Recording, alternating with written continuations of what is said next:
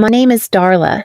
I was never supposed to be anyone's example, not at school, not at work, and definitely not at home. But I became one anyway, for all the wrong reasons. I was 25, working late nights at a grocery store stocking shelves, barely surviving after my husband passed away in a car accident 3 years earlier. My son, Logan, was 7, quiet, soft-spoken, and always clutching the same stuffed bear with one ear missing. We lived in the basement of my parents' house, if you could call that living. It was damp, unfinished, and smelled like mold and regret. But it was all I could afford after paying for Logan's therapy and the food we both survived on. Please subscribe to our channel and tell us in comments from where are you watching this video. From the outside, my parents seemed like small-town saints. Church-going, well-dressed. My mom taught Sunday school. My dad ran a used car lot. Everyone called them the kind Thompsons. But behind their front door, behind the lace curtains and polite smiles, I was just a failed investment. A disappointment who got pregnant too young, married someone without ambition, and came crawling back when it all crumbled. The rules in that house weren't written down, they were barked. No second servings unless my sister wasn't home. No showers after 7 p.m. to save hot water. And Logan? My son wasn't called by his name, just the boy, as if he was some stranger I brought home without permission. It started with slaps. If I forgot to do the dishes, I'd get slapped across the back of my head while Logan watched, frozen. If Logan spilled juice on the carpet, my mom would yank me by the arm and hiss, "That's what happens when trash raises trash." But the worst part? The looks Logan gave me. Silent, confused, like he didn't understand why the people who called themselves Grandma and Grandpa were the ones who hurt his mom. Then came the Tuesday night. I had just come home from a double shift 14 hours straight, my hands aching, my legs trembling. Logan had a low-grade fever and he'd fallen asleep on the living room couch while watching cartoons. My mom came in and immediately started shouting, "Why is he on my couch with his filthy shoes on?" "He's sick, Mom. He just needed a nap." Before I could finish, my dad stormed in from the garage, wrench in hand, face red. "Didn't we say your boy doesn't touch the furniture?" he growled. "He's not family. He's a leech like his mother." I tried to move Logan, but he stirred and cried out, half asleep and scared. That's when my dad grabbed me by the hair and dragged me away from the couch like I was a sack of garbage. "You want to defy us in our house?" he snarled. Then the first punch came, right in the stomach. I collapsed to the floor gasping, but what tore me apart wasn't the pain, it was Logan screaming in the background, "Stop, Mommy!" My dad didn't stop. He pulled me back up by my shirt collar and slapped me across the face so hard my ear rang. My mom stood by the stairs, arms folded, watching like this was some twisted lesson plan. And then my dad turned to Logan and said, "Let him see what happens when you don't follow orders." It's called parenting. That moment burned itself into my son's face. His little body was trembling, his eyes wide, his voice gone. He didn't cry anymore. He just stood there. I wanted to die. Not because of the pain, but because my son now had that image inside him, his mother being beaten like a dog while her own father called it parenting. That night I waited until they were asleep. I took Logan back down to the basement, wrapped his tiny body in all the blankets I had, and held him against me like he was the last warmth on earth. I didn't sleep. I stared at the water-stained ceiling and counted every crack in the plaster until I knew what I had to do. I couldn't run, not yet. I had nothing, no money, no car, no job that paid enough to even afford first month's rent. But I would wait. I would prepare. And one day my parents were going to learn what parenting really looked like and how it felt when a daughter finally grew a spine and broke theirs. They turned my son into a witness. I'd turn them into a memory. I started hiding things, small things, but they were mine. I opened a drawer behind the water heater in the basement and used it like a vault. I stashed $5 bills, then tens, then any leftover tips I got when customers at work felt generous. I found an old duffel bag and packed it slowly over weeks. First aid kit, extra socks, spare clothes for Logan, copies of our birth certificates that I took from my mother's filing cabinet while she was gardening. I began walking to work instead of taking the bus. It saved a little, but more importantly, it let me think. Those long, silent walks became my planning sessions. I'd look at houses for rent posted on telephone poles, memorized routes to the library and school from nearby neighborhoods, asked quiet questions to customers who mentioned rental signs. I learned to smile without showing fear. But inside the house, nothing changed. My mom grew colder. If Logan laughed too loud, she'd say, "Why is he always making noise like a stray dog?" And if I dared speak up, my dad would say, "Looks like the mutt still has a bark. Maybe we should break that too." One night, after I worked a triple shift during the holidays, I came home with blistered feet and a bonus envelope, a measly $75, but it felt like gold. I thought stupidly, maybe I could bring home some cupcakes just to make Logan smile.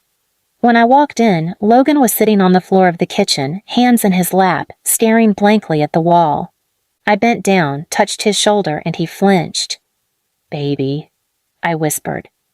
"He said if I cried again, he'd throw my bear into the fireplace," Logan said quietly, not even turning his head. So I stopped crying. My dad walked in behind me and sneered. "He's learning, see? That's called discipline." I couldn't speak. I just sat next to my son on that cold tile floor and nodded, but inside me something finally snapped, not from pain, but from clarity. That was the last night I would ever sit on a floor someone else shoved me to. That weekend I used my one day off to take Logan to the corner store. We sat on the curb, sharing a can of soda, and I told him we were going to leave soon. He looked up at me, eyes big and tired. "Where will we go?" "Somewhere with light," I said. "Somewhere no one tells you to stop being a kid." I kept working, kept pretending. I smiled when my mom mocked my paycheck. I nodded when my dad called me a walking burden. And the day finally came 6 months later when I had just enough saved to put down a deposit on a tiny apartment 3 blocks from Logan's school. It wasn't perfect. Peeling walls, a rusted sink, but it had locks on the inside and no one else had keys.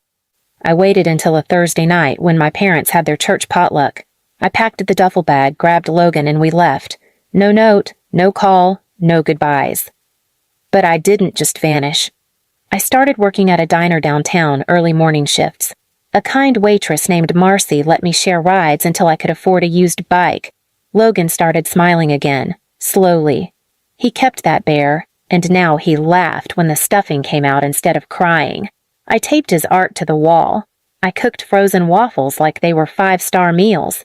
I read him to sleep every night with my voice shaking from exhaustion, but it was our home.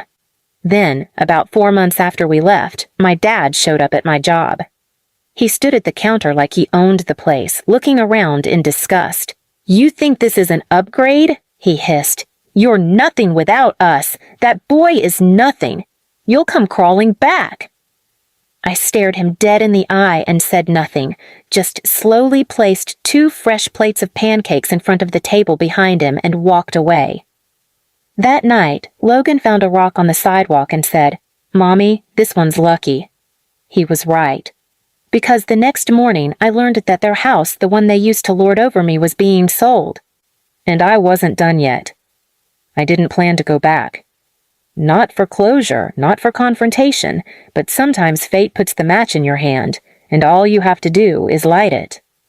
A woman named Cora came into the diner one day, a real estate agent who always tipped well. She asked me if I knew anyone looking for a fixer-upper in the North End, a foreclosure listing with terrible karma but good bones. She slid the photo across the counter. It was their house. That old gray porch, that splintered door, that place where I had been hit, mocked, and humiliated in front of my son again and again. I stared at it for a long time. "You okay, hon?" Cora asked. "Yeah," I said. "I'll take it." She laughed at first until I pulled out the envelope I'd been saving. I'd kept putting away tips and side money from sewing work I'd done for Marcy's friends. All that cash was meant for a second-hand car. Instead, I bought the house. But not to live in. I didn't paint the walls. I didn't fix the plumbing. I didn't move in furniture. I made one change and one change only. I I removed the locks and left the door wide open. Every day after school, Logan and I would walk by it, and every day I'd say loud enough for anyone nearby, "That's where people used to live who thought pain made them powerful, but now it's empty." Just like they are. One evening, I saw my mom walking by the gate. She had bags under her eyes, looked older than I remembered, brittle, hollow. She peeked in like she was trying to see if anything had survived. I watched from across the street, standing beside Logan, arms folded. She didn't even recognize me at first, then her eyes locked on mine. She opened her mouth to say something. I shook my head slowly like you'd shoo away a stranger. Then I turned to Logan and said, "Let's go, baby. You don't need to breathe that air." A week later, I took out an ad in the local paper and online listings. Free access to haunted house full of regret. Former owners destroyed lives. Maybe you can hear the screams. People thought it was a Halloween gimmick. Teens came in droves. TikToks were made. People spray painted the walls. Someone wrote in red letters, "Monsters raised here." I never stopped it. My parents showed up at my apartment weeks later. Jasmine stood beside them in oversized sunglasses like she was too good to be there. They begged not with tears, but with desperation. Their name was being dragged. Their past was getting out. Neighbors were whispering. Jasmine's job interview had been pulled when someone saw the online video of the graffiti on the house. "Please," my dad said, "you've made your point. You're embarrassing the family." I looked at all three of them, then at Logan, who stood tall now, no fear in his eyes anymore. I leaned down beside him and whispered, "What do we say when someone tries to guilt us?" He said loud and clear, "We're not a garbage can. We don't take your trash." I smiled. Exactly. I turned to my parents and sister. "Family comes first, right?" I said coldly. "Too bad I'm not yours anymore." They stood there, stunned, unsure whether to beg or curse. Then I closed the door. And this time I locked it. Please subscribe to our channel and tell us in comments from where are you watching